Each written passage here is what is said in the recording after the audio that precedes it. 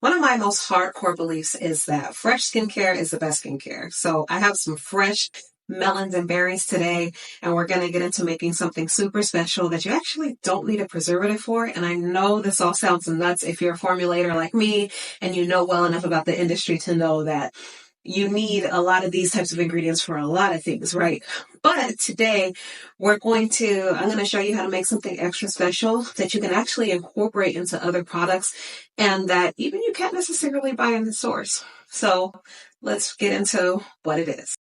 So as always, right before we get into making the products, I want to run through a few of my disclaimers with you guys, okay? So I am pretty much like a naturalista type of DIYer. I am self-taught, okay? Although I don't have any formal training or any sort of degrees or schooling, I basically have been doing this for a long time. I sold professionally in a business, had very good success with that, and I'm basically here to just teach you guys everything I know, okay? This is a good starting point. So let me explain to you guys a little bit of what I'm here, what this is meant to be. The disclaimers I want to give, first of all, are always going to be to do your own testing, okay? Always do your own testing. I do my testing, but my variables, my types of testings, and how much I make my batches are going to be different than yours. Even if you live in a different area, things that you wouldn't expect to affect your product most definitely can. And you want to know for two reasons. So that you have more knowledge of what you're doing whenever it comes to formulating. Say after you take this and you want to make something else or you want to do something further, it's good for you to have that extra knowledge, right? And then on top of that, if any customer has any sort of questions, you can fully have the confidence of knowing exactly what it is that may be the issue and helping your customer figure out what's going on in any given way and kind of understand how things work, okay? And another thing that you guys have to do along with testing is to know your research about certain ingredients and recommend patch testing, okay? Anytime any customer is trying any new product, they should educate themselves on how to use certain products and ingredients, but at the same time, we also have the burden as business owners or people selling the products to them to be able to inform them about using such actives. I know I mentioned that with the product. I said you can put like niacinamide, panthenol, and different types of things, and even like a honey or a humectant in this type of product. You want to make sure that you know about that ingredient and especially actives, and when it comes to how they interact with other environments and other types of ingredients, okay? Like for example, people that are using, really you should be using sunscreen anyway, but you should limit sun exposure if you're using retinols, kojic acid, any sort of acids or any type of exfoliants, chemical exfoliants. You want to make sure that you know how to use them and when to use them for their most effectiveness. This is important for you to know and to understand formulating and what percentages to use that are going to be helpful to certain people but maybe burn other people that might have sensitive skin. There's a lot to learn, okay? So there's that, and then also just small batch testing, okay? Always make sure to test it on your skin first. Let customers know that they should be testing in small areas, and just give yourself a good amount of time to get some feedback and to really be well-rounded. Make sure that you're educated on what to make, because at the end of the day, it is your responsibility to know as a formulator, not just, oh, so-and-so on YouTube said this ingredient does this, that, and the other. You should know for sure what it is, and then you can decide if that's going to work best for you or not. Because I do what works best for me, but what works for me may not align or work well for you. So it's important for you to do these things on your own, just so you have that extra layer of security. So I am here. Basically, this is a great place for beginners, if you're a beginner, to learn the basics about formulating. My formulas are geared more towards having success and also being cheap, because some of these ingredients can be expensive. I do make exceptions, and I will go with expensive ingredients sometimes if I really love them. But for the most part, I like to know where to get them for cheap, okay? And I do get a lot of my ingredients from Amazon. Some people say a lot of bad stuff about getting ingredients from Amazon as well. One thing that you should know, Amazon is just a place for different vendors to come. So again, it just comes down to knowing that company. You can go shop at the direct company site if you want to. either way, you know, like they have, Amazon does have some brands that don't necessarily work out the best, but they also have a lot of reputable brands. They do have, um, you'll see in some of the links that I give you. Just know your vendors, know what works best. It's not all bad. You just have to know what you're looking for. And so I give you some great places to get some great ingredients, right? And then last but not least, for those of you guys that are more experienced and you don't need to brush up on all this easy stuff, right? This is baby stuff. I'm just here to give you a little point of it. What I call it? Inspiration. Okay. All that means is that you guys can take my ideas and you guys can run with them. So like I said, for my spray, you guys can use it in creams or anything else. You guys can take this and make it like super humectant, moisturizing for the skin, all that good stuff. Okay. I don't mind that you guys use my formulas and take them to the next level. That's what I'm here for. And a lot of the times, even in business, sometimes you get stuck, and I might make something that could inspire you to do something better. Or even if you're watching me, the breakdown in this video of how I make it, you might have a better equipment or tool than me. You might have an easier way of doing this. You can take what I do and make it 20 times better, because you guys can't do that. You guys are awesome formulators, okay? So now that we're all transparent out in the open, we'll go ahead and get into making this. And now you guys can be set up for success. Today, we're going to be making my melonberry hydrosol. So melonberry, it's just the name. It's watermelon and strawberry, but you can do this with any fruit, any sort of herb extracts, fresh, dried, whatever. And it's kind of like the same process that you go through to make essential oils. It's one of the ways that you can do it, but essentially it's the distilled concentrate of a plant. So like plant sweat. And we're going to use steam and heat, and you guys probably have all the materials to make it right at home right now. Okay. And so the benefit of this is that when you use hydrosols, you're getting like some of the most potent part of the plants. You're getting the extract of it. And one thing that a lot of people use hydrosols for or know them for is for their smell. So this is going to smell a lot like watermelon and strawberry, but in a really sweet and concentrated way.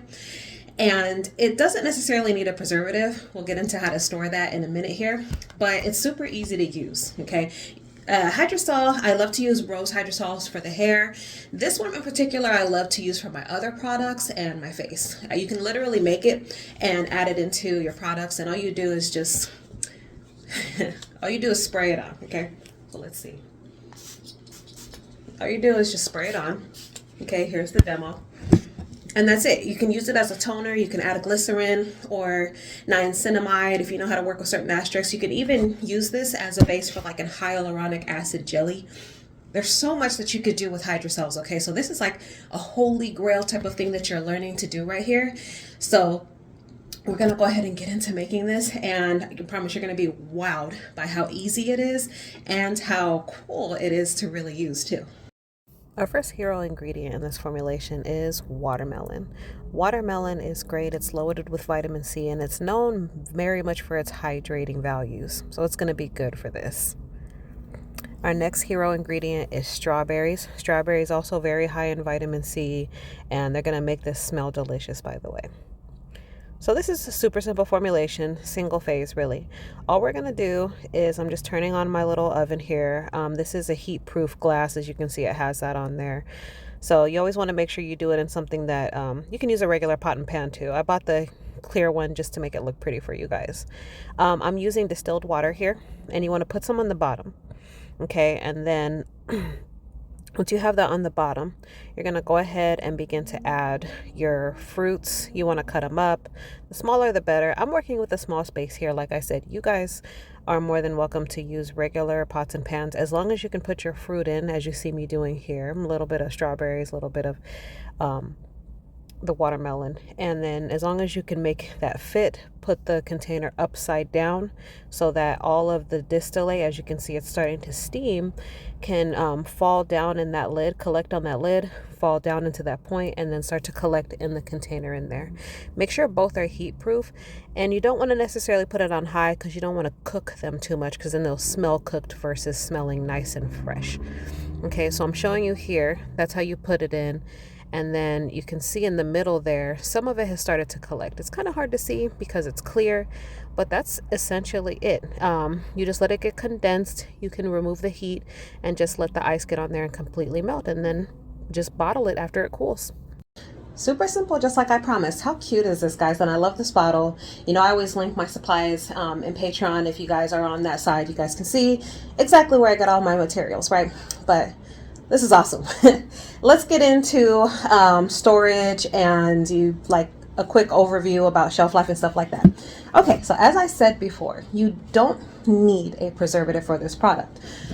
If and only if you make sure that there is no pulp or plant any extra part of the plant, the physical part, other than just the pure distillate. None of that should be in there. Then in the fridge, this can last for up to a year. Okay, consistent fridge types of environments, it can last for up to a year. This is what I've gathered from it, from my own experiments and experience with this, along with other information that you can probably find out there on the internet. I know a lot of people are afraid of formulating without one. So you can use a broad spectrum preservative, Germall Plus, and it should last, I would say, like around 8 to 10 months. I always do the minimum amount of time it should last, realistically more so like about a year and a half. But do your own testing. This is just my experience that I've explained with this. So if you do have a preservative, you do not have to keep this in the fridge. You can store it on the shelf and it'll be perfectly fine. If you don't have a preservative, make sure you put it in the fridge. Some of us are just like things a little bit more natural, so that is an option that you can use. If you are using a preservative, it must be broad spectrum. You are going to want to use one of the ones. You can use something natural like GeoGuard, and there's another one too. But in my experience, just be prepared. It may ruin the product. It has for me in the past, and I was devastated. So I use something that's a little bit not as natural, which is Germall, but it doesn't mess up my product. And when I say mess it up, I mean smell and color. Change any of the clarity or viscosity of it. So you just do what works best for you. Small batch test, like I said. And then, yeah, put it in a spray bottle. You guys can put it in a drip bottle. You guys can use this in other products if you want to as well, as part of the water percentage. Like, one thing I absolutely love to use hydrosols in is creams. Okay, I love my lotions and emulsified creams. A leave-on product, and you can make some awesome like watermelon yogurt body smoothing creams with this. Same thing with strawberry, lavender, any other plant matter you use. You can put this as part of the water portion. For that, you're going to want to do, I would say you can use 100% of it, but just for stability purposes, I tend to use around 30% of hydrosol if I'm going to make some sort of emulsion with it. It just stays the most stable that way. And yeah, so it's pretty simple. You can store it. I wouldn't store it in direct heat or anything like that. Just a nice dark area would be best, and in the bathroom with your hair stuff, whatever you're going to use it for, you can generally store it with there, and you should have a pretty good amount of time to use it. In my videos with that, you guys, I used to say my almost 30,000 member group. My group is now at 30,000 members. I'm so excited to share that with you guys. We are on Facebook as well as Patreon. And I'm going to be launching my website this weekend. So I'm really excited for that, where you guys can just straight out buy the recipes without any commitment to the Patreon if you don't want to. But all of my Patreons, you guys are always going to get the best benefits, the most always. But yeah, if you just want to come socialize with us and be in a like-minded group where we really promote kindness, sharing, and overall just a very positive community, which isn't too common out there, if you guys know, join us on my Facebook group. It's linked below in the description with all my stuff, right? And you guys are gonna love it there. It's a very great community. I'm really proud of how far we've come, and who knows where we'll be in a year from now, or even if we stay at 30,000 for a while. That's a lot of people, but I'm really excited to be here. I appreciate you guys for supporting and listening to me this far. And yeah, this is going to be a great thing for, I want us to have a peer learning platform. If you want to teach on my platform, or sell anything on my platform, I'm always more than happy to help others do that with me and be successful as well. And I just wish everybody the best of formulating, okay? So let me know how you guys like this. Please comment, message me, whatever it is. Let me know how this worked out for you, and I'll see you guys on the next one, all right? Bye.